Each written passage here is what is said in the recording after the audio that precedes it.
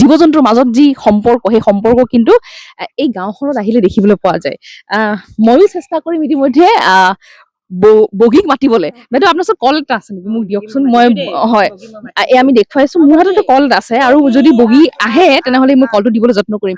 বগী অ বগী আহা আহা আহা আহা অ আহা এয়া কি সুন্দৰ চাওক মাতাৰ লগে লগে বুজি পায় যে নাম যে বগী আৰু আন এটা গছত আছে কলীয়া আৰু তেওঁলোকৰ যিহেতু খুব এটা পৰিয়াল ইয়াত গছৰ ওপৰত দেখা পোৱা গৈছে আৰু খুব সুন্দৰভাৱে তেওঁলোকে এনেদৰে আছে বাইদেউৰ লগত আছে আৰু গাঁও আৰু কেৱল দীপ্তি বাইদেউৰ লগতে নহয় গাঁৱৰ প্ৰতিগৰাকী লোকৰ ঘৰত তেওঁলোকে এনেদৰে থাকে যিহেতু মৰম চেনেহ পাই বাবে আচলতে কিন্তু তেওঁলোকে আহে আৰু এই মৰম চেনেহ কিন্তু ক'তো আপোনালোকে দেখিবলৈ নাপায় কেৱল এইখন গাঁৱতে তিনিচুকীয়াৰ বাৰেকুৰি তৰাজান গাঁৱতে দেখিবলৈ পাব আৰু এই যি হলৌ আৰু মানুহৰ মাজত যি আচলতে সম্পৰ্ক সেই সম্পৰ্ক কিন্তু ইয়াত দেখিবলৈ পোৱা যায়।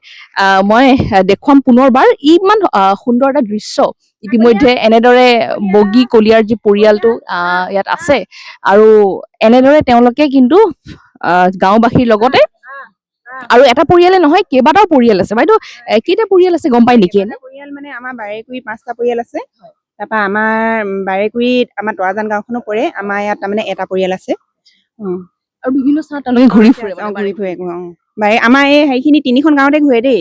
আমাৰ তৰাজানত ঘূৰে, তাৰপিছত লেচেংকালে অকণমান যায়, তাৰ পৰা এই জুইখোৱালে অকণমান যায়। এই 4টা তাৰমানে আমাৰ ইয়াতে ঘূৰি ফুৰে। বাইদেউ আৰু এটা কথা জানিব বিচাৰিম যিহেতু বিখ্যাত বুলি ক'ব লাগিব তৰাজান গাঁও ইতিমধ্যে মামাও কিন্তু দেখা পাওঁ যে অসমৰ মাননীয় মুখ্যমন্ত্ৰীগৰাকীয়ে আজি এটা ভিডিঅ' ভাইৰেল কৰিছে ছ'চিয়েল মিডিয়াত। এই ভিডিঅ' সকলোৰে মাজত জনপ্ৰিয় হৈ পৰিছে।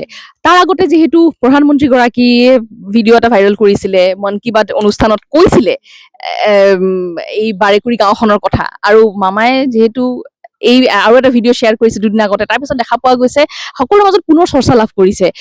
কি ক'ব আৰু আপোনালোকে এটা কথা জানিব বিচাৰিম বাইদেউ যিটো এই কল চলবোৰ আপোনালোকে খুৱাই থাকে নেকি দিয়ে যে মানে আপোনালোকে নিজৰ ফালৰ পৰাই এইবোৰ মানে যত্ন কৰে নে দিবলৈ?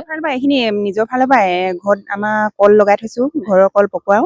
তাৰপিছত কেতিয়াবা নহ'লে মানে মই গাঁৱতে এথোকা দুথোকা কিনি লওঁ, সেনেকে খোৱা আৰু খালি চৰকাৰৰ পৰা একো সুবিধা পোৱা নাই বাৰু। আমাৰ বগী আহা